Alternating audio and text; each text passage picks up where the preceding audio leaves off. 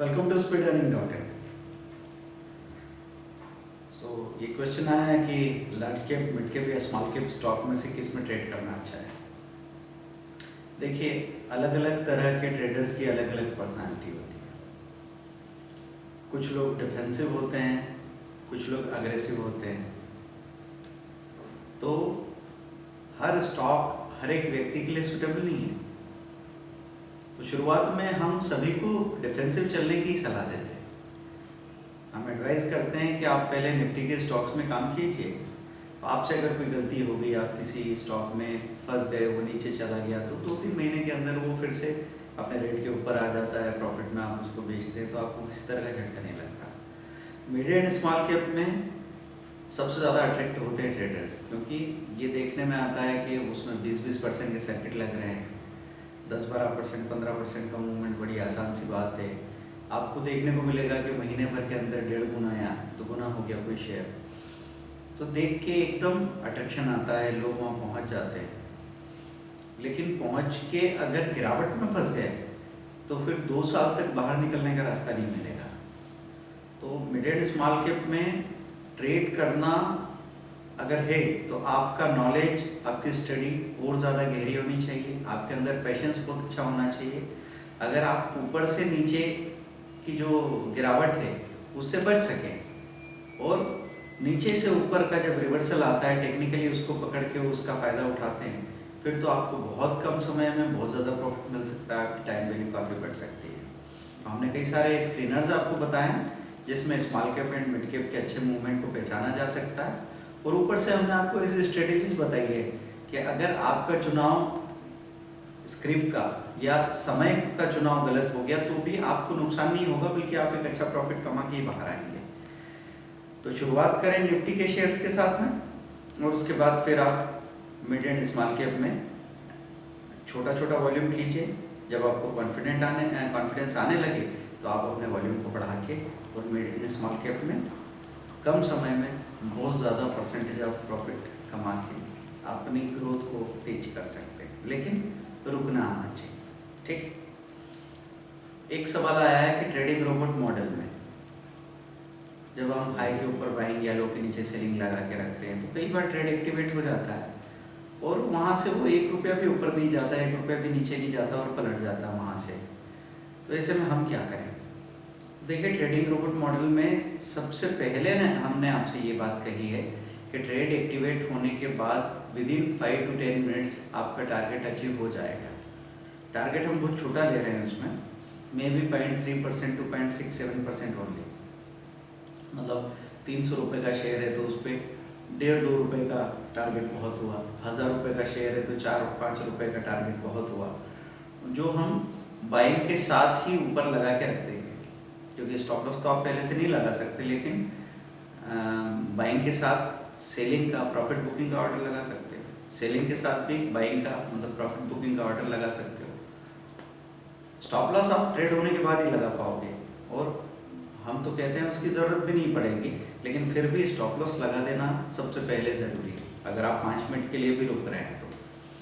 क्योंकि अचानक से अगर कोई झटका लग जाए बाजार में और चीज़ें नीचे आ जाएगी तो एक ही लॉस इतना बड़ा हो जाएगा कि हमारे 2-3 दिन के प्रॉफिट को खा सकता है। तो ट्रेडिंग रोबोट मॉडल की असली बात यही थी कि 12 सौदे आप लगा रहे हैं इक्विटीज़ में, निफ्टी मिड कैप और निफ्टी नेक्स्ट 50 में टॉप 2 गेनर्स, मतलब 6 गेनर 6 लूजर में 12 सौदे लगा रहे हो। 12 में से आपके बमुश्किल 3-4 सौदे एक्टिवेट होने वाले हैं। अगर निफ्टी ऊपर जा रही है तो 3 तेजी के सौदे हो जाएंगे और एक आध मंदी का सौदा उसमें हो जाएगा जो स्टॉक स्पेसिफिक गिरावट है।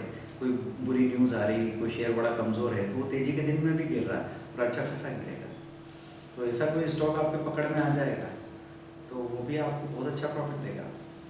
तो इसमें हमारा मेन मोटो यही था कि लॉस होने मत दो, कॉस्ट टू कॉस्ट निकलो, छोटे से लॉस में बाहर निकलो और बाकी छोटे छोटे 4-5 प्रॉफिट इकट्ठे करके आप दिन में सुबह एक छोटा प्रॉफिट, शाम को थोड़ा सा बड़ा प्रॉफिट, कुल मिला के 1,500-2 हज़ार रुपये पर डे बना लेते हैं। और इसमें आपको बहुत कम समय लगता है, बहुत कम बॉदरेशन होता है, बहुत कम स्ट्रेस होता है। ये मशीन की तरह, इसलिए इसका नाम ट्रेडिंग रोबोट मॉडल है। और यही जब आप कमोडिटी में करते हैं तो कमोडिटी में भी वही बात है। सुबह और शाम को 2 बार आप अप्लाई करते हैं, 9 कमोडिटीज़ है, 18 ऑर्डर्स लगते हैं।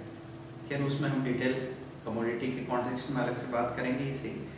लेकिन यहाँ मेन बात यही है कि जब हम कोई स्क्रिप्ट को चुनते हैं और बड़े प्रॉफिट का इंतज़ार करते हैं, तब कई बार टारगेट तक जाने के पहले चीज़ें पलट जाती है और अल्टीमेटली आपका स्टॉप लॉस लेके चली जाती है।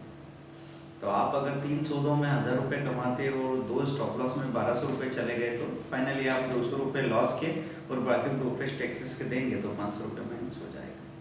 तो धीरे धीरे आपका अकाउंट साफ होता चला जाएगा। ठीक है, तो आपको क्या करना है, अगर ट्रेड हुआ विदिन 5 मिनट्स एग्जिट कर बाहर निकलना है। उसके बाद आता है कि कई बार लोग कहते हैं एसएल लगाते हैं, हमने स्टॉप लॉस छोटा सा स्टॉप लॉस लगाया है, बस वो हमारा स्टॉप लॉस हिट करके ऊपर चली जाती है चीज़ें, तो हम क्या करें। देखिए स्टॉप लॉस आप लगा रहे हैं, इसमें आपको पता है कि मेरे पास 50,000 रुपया है तो मैं 500 रुपया 1000 रुपये से ज़्यादा एक दिन में खो नहीं सकता। तो स्टॉप लॉस कितना होना चाहिए, आप कितना पैसा खो सकते हैं, ये तय करने वाले सिर्फ आप हैं। ये आपको और कोई सजेस्ट नहीं कर सकता। जब भी कोई इंसान को लॉस होता है या प्रॉफिट होता है, तो उसके अपने तजुर्बे, उसके अपने बैकग्राउंड से, उसके अपने हालात से, उसके अंदर अपने आप एक खुशी आती है, असली खुशी, अपने आप एक घबराहट आती है, असली घबराहट। बाद में आसपास की आवाज़ों से हम कंफ्यूज हो जाते हैं। नहीं तो जो आदमी जितना बड़ा है उसको उस हिसाब से नुकसान फ़ायदे में खुशी या डर लगता ही है। तो वो अपने भीतर की आवाज़ को सुनिए, आप बाकी लोगों को फॉलो मत कीजिए। क्योंकि जो आदमी कार से उतर के आया उसको एक साइकिल से आने वाला या बाइक से आने वाला आदमी डुप्लीकेट करेगा तो काम चलेगा थोड़ी। तो हमेशा अपने आप को खींचतान के कुछ और बनाने की कोशिश मत करो। आप जो हो वही रहोगे तो यहाँ से आगे भी जा पाओगे, वो बड़े इंसान भी बन जाओगे। उन छोटी छोटी चीज़ों की पहले कदर करो। तो स्टॉप लॉस हिट होने के बाद ऊपर चला गया, वो आपका टेंशन नहीं है। आपका सिर्फ इतना बात आपको पता हो कि 1 रुपया लगा है, तो अगर गिरावट कंटिन्यू हो जाए या तेजी कंटिन्यू हो जाए, मुझे तो अपना सिर्फ 1 रुपया निकालना है। और आज नहीं मिल रहा है तो 3 दिन बाद ले लूँगा, खाते में लिख लो। हम हमेशा कहते हैं ट्रेनिंग के वक्त या मजाक में कि जिस स्टॉक में आपका जितना पैसा लगा है उसको आप लिख के रख लो, हफ्ते भर के अंदर वो पैसा आपको मिल जाएगा। लेकिन अगर आपने अभी जल्दी की तो ये जो 1 रुपया माइनस है, ये 5 रुपया या 10 रुपये तक भी जा सकता है और फिर उसको कवर करने में 15 से 30 दिन भी लग सकते हैं। तो एसएल हिट हो जाना ये कोई हादसे वाली बात नहीं है। स्टॉप लॉस तो हमने पहले भी कहा है कि स्टॉप लॉस 3 या 4 बार आपको रुलाता है और 1 बार हंसाता है। और स्टॉप लॉस अगर आप नहीं लगाते हैं, 3-4 बार आप खुश होते रहेंगे, एक बार ऐसा बर्बाद कर देगा वो आपको कि फिर आप दोबारा उठ ही नहीं पाएंगे। तो स्टॉप लॉस लगाने की आदत तो बिल्कुल डाल दें। कि हमने अपनी रिसर्च में अपने ट्रेनीज जो 12 से 13 हज़ार ट्रेनीज पास आउट हुए, सबसे बात करके जब देखा और 25-25 साल पुराने ट्रेडर्स से बात करके देखा, तो एक ही बात सामने आई है कि एक स्टॉप लॉस है जिसकी वजह से हम जिंदा हैं और कुछ करना ही नहीं है। स्टॉप लॉस लगाओ और जितना छोटा से छोटा स्टॉप लॉस प्रैक्टिस कर सके उतना अच्छा है। ठीक है, तो एक बड़े स्टॉप लॉस की बजाय 2-3 छोटे छोटे stop loss is better option, वो बहुत सही ऑप्शन रहेगा। तो प्रैक्टिस करते रहें। इंट्राडे ट्रेडिंग में जो भी आपके क्वेश्चंस बनते हैं उनको आप हमको मेल पे भेजें, हम लोग उस पर वीडियोज़ और बनाते रहेंगे।